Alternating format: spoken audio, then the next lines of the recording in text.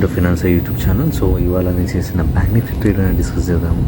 So ఇక్కడ చూసారు కదా, ఓపెనింగ్ రెడ్ క్యాండిల్స్ పడ్డాయి. ఓకే, సో ఆ రెడ్ క్యాండిల్స్ పడ్డాయి అండ్ నిఫ్టీ కూడా ఒక రెడ్ క్యాండిల్ పడ్డది. నేను కొంచెం తొందరపడ్డాను ఇవాళ యాక్చువల్లీ.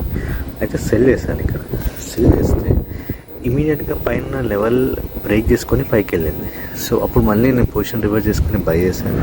బై చేసి సమ్వేర్ ఇక్కడ ఇప్పుడు ఈ గ్రీన్ లెవెల్ ఉంది కదా, సో మిడ్లో ఇక్కడ ఎగ్జిట్ అయిపోయాను బేసికలీ. ఓకే, దాని తర్వాత చూసారు కదా ఎట్లా ఫాల్ పడిందో.